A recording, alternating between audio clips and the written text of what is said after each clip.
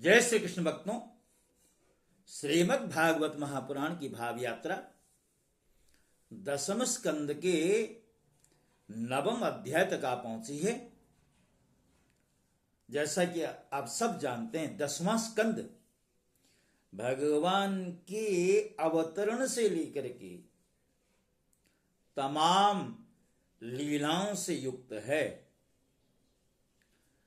जैसा कि आपने 6ठे अध्याय में पूतना का उद्धार, 7वें अध्याय में शकट भंजन और तृणावर्त का मोक्ष, और 8वें अध्याय में भगवान के नामकरण के साथ साथ भगवान के अन्य जो बाल चरित्र हुए हैं उनकी भी चर्चा 8वें अध्याय में है। अब जो 9वां अध्याय इसमें बताया कि इस अध्याय में भगवान श्री कृष्ण का ऊखल में बंध जाने का प्रसंग है। श्री सुखदेव जी कहते हैं, राजन, एकदा गृहदासीसु यशोदा नंदगेहिनी कर्मांतरनियुक्तासु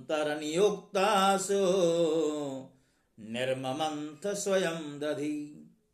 अर्थात राजन, एक समय की बात है, नंद रानी यशोदा जी ने घर की जो दासियां हैं उन्हें दूसरे कार्यों में लगा दिया और स्वयं अपने लाला को मक्खन खिलाने के लिए दही मथने लगी।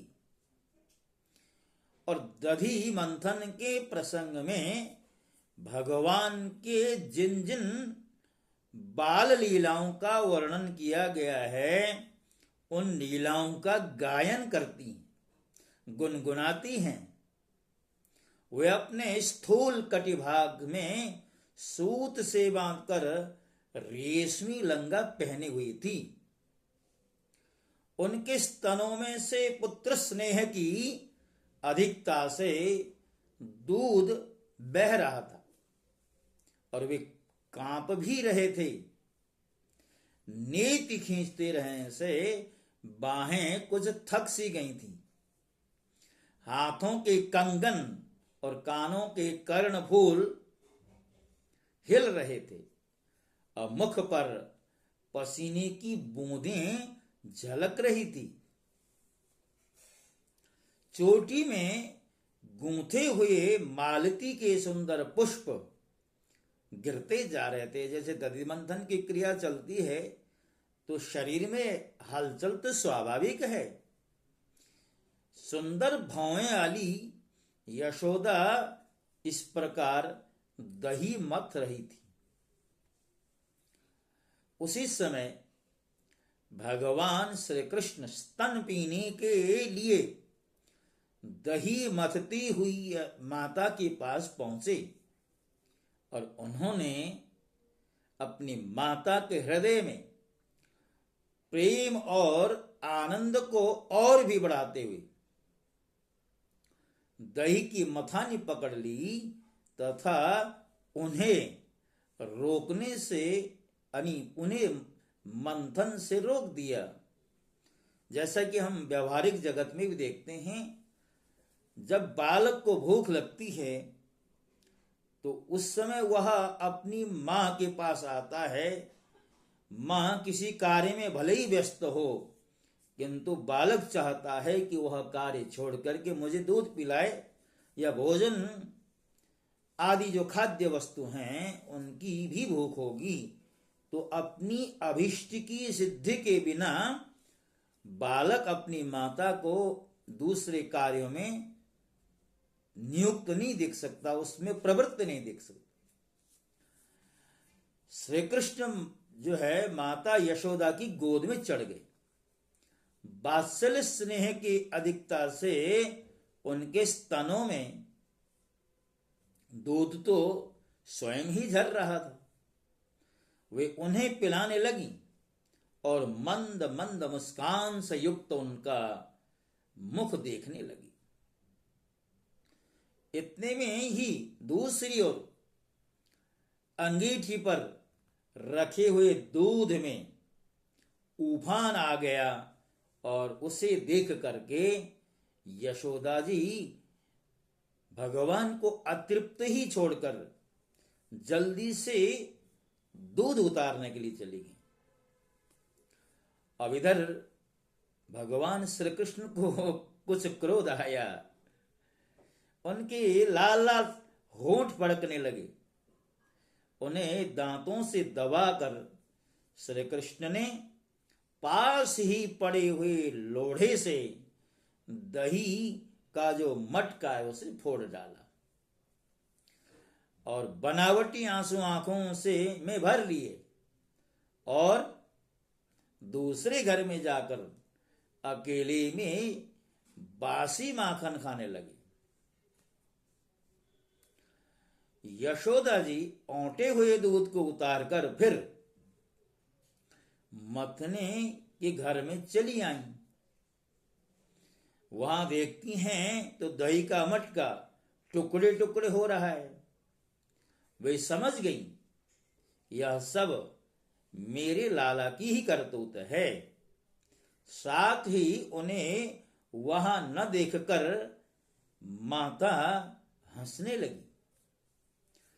इधर उधर ढूंढने पर पता चला कि श्री कृष्ण एक उल्टे हुए उखल पर खड़े हैं और छींके पर का माखन लेकर बंदरों को खूब लुटा रहे हैं। उन्हें यह भी डर है कि कहीं मेरी चोरी खुल न जाए, मेरा भेद न खुल जाए, इसलिए चौकन्ने होकर चारों तरफ ताक रहे हैं। यह देखकर यशोदा रानी पीछे से धीरे धीरे उनके पास आ पहुंची। जब श्री कृष्ण ने देखा कि मेरी मां हाथ में छड़ी लिए मेरी ओर आ रही है, तब झटके से ओखले पर से कूद पड़े और डरे हुए की भांति भागे वहां से। राजन, बड़े बड़े योगी तपस्या के द्वारा अपने मन को अत्यंत सूक्ष्म और शुद्ध बनाकर भी जिनमें प्रवेश नहीं कर पाते, पाने की बात तो बहुत दूर है, उन्हें भगवान के पीछे पीछे उन्हें पकड़ने के लिए यशोदा जी दौड़ी। जब इस प्रकार माता यशोदा श्री कृष्ण के पीछे दौड़ने लगी, तब कुछ ही देर में बड़े बड़े एवं हिलते हुए नितंबों के कारण उनकी चाल धीमी पड़ गई। वेग से दौड़ने के कारण चोटी की गांठें ढीली पड़ गईं। वे ज्यों ज्यों आगे बढ़ती, पीछे पीछे चोटी में गूंथे हुए फूल गिरते चले जाते। इस प्रकार सुंदरी यशोदा ज्यों त्यों करके उन्हें पकड़ सकी। श्री कृष्ण का हाथ पकड़कर वे उन्हें डराने धमकाने लगी। उस समय श्री कृष्ण की झांकी बड़ी विलक्षण हो रही थी। अपराध तो किया हुआ था, इसलिए रुलाई रोकने पर भी नहीं रुकती थी। हाथों से आंखें मल रहे थे भगवान, इसलिए मुंह पर काजल की स्याही फैल गई। पिटने के भय से आंखें ऊपर की ओर उठी हुई थी। उनसे में व्याकुलता दिखाई पड़ती थी। जब यशोदा जी ने देखा कि लल्ला बहुत डर गया है, तब उनके हृदय में वात्सल्य स्नेह उमड़ आया। उन्होंने छड़ी फेंक दी। उसके बाद सोचा कि इसको एक बार रस्सी से बांध देना चाहिए, नहीं तो यह कहीं भाग जाएगा। राजन, सच पूछो तो यशोदा मैया को अपने बालक के ऐश्वर्य का पता ही नहीं था, जिसमें न बाहर है न भीतर है, न आदि और न अंत, जो जगत के पहले भी थे बाद में भी रहेंगे। इस जगत के भीतर तो हैं ही, बाहरी रूपों में भी हैं, और तो क्या जगत के रूप में भी स्वयं वे ही हैं। यही नहीं, जो समस्त इंद्रियों से परे और अव्यक्त हैं, उन्हीं भगवान को मनुष्य का रूप धारण करने के कारण पुत्र समझकर यशोदा रानी ने रस्सी से उखल में ठीक वैसे ही बांध दिया जैसे कोई साधारण सा बालक हो। जब माता यशोदा अपने ऊधमी और नटखट पुत्र को रस्सी से बांधने लगी, तब वह 2 अंगुल छोटी पड़ गई।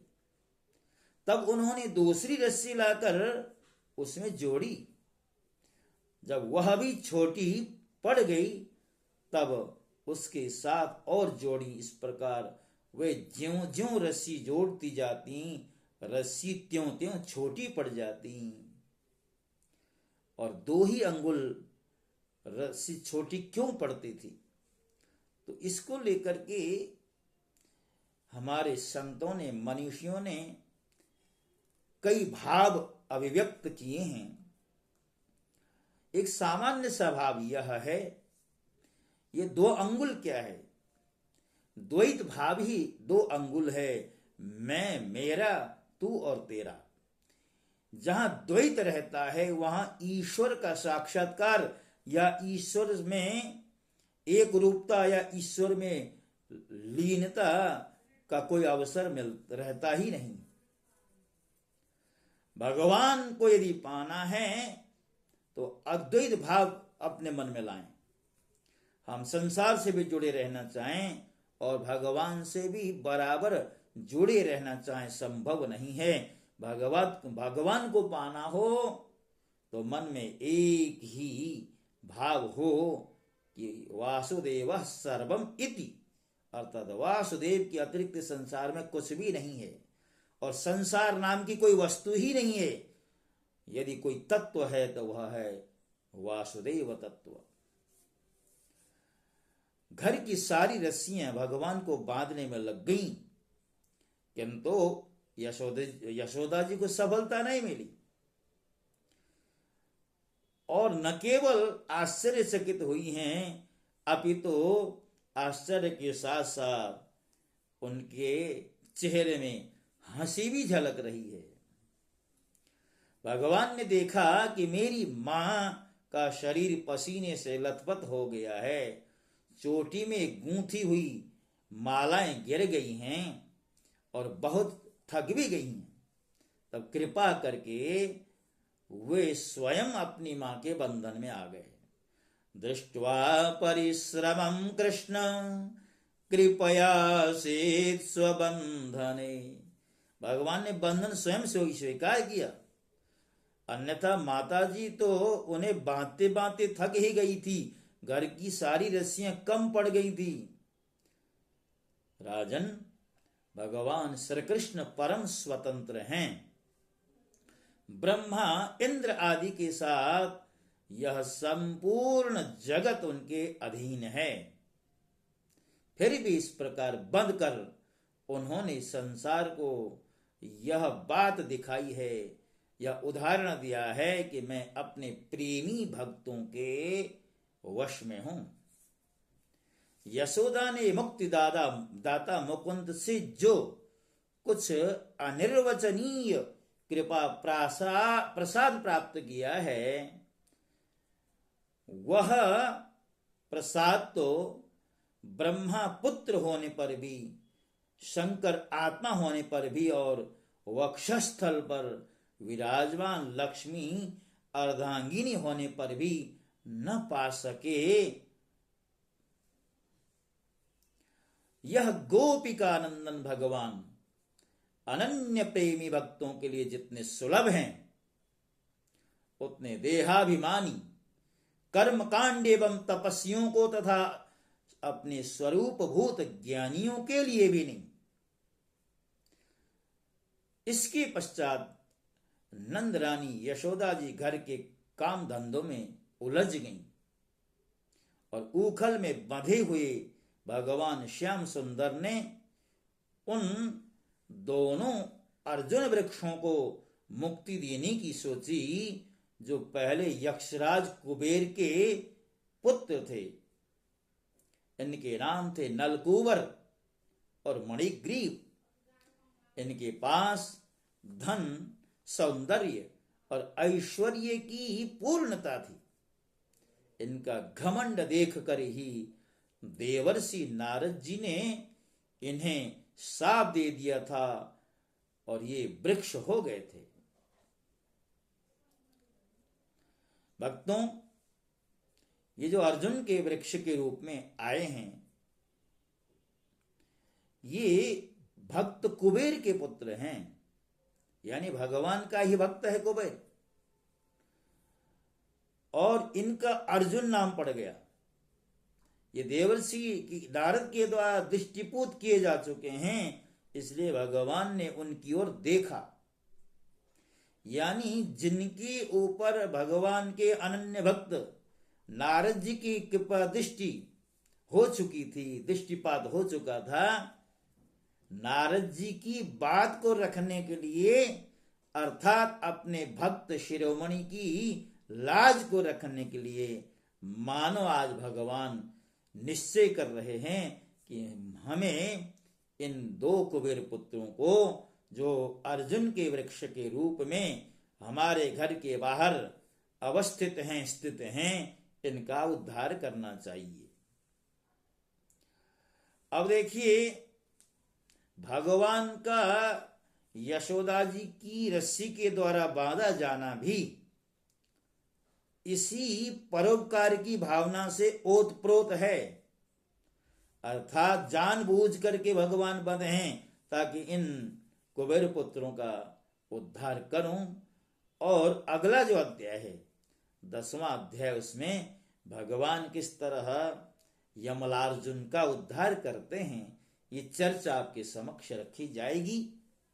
तो आज की जो श्रृंखला है इसी अध्याय के साथ पूर्ण होती है। और जैसा कि हम आपसे बार बार निवेदन करते हैं, हम एक ही अध्याय की श्रृंखला आपकी सेवा में प्रस्तुत करते हैं। और पिछले कुछ दिनों से इतनी व्यस्तता थी कि मैं आपके समक्ष उपस्थित न हो सका। अब आगे प्रयास रहेगा कि अगर किसी तरह कोई विघ्न उपस्थित नहीं हुआ तो प्रतिदिन आपके समक्ष उपस्थित होता रहूंगा।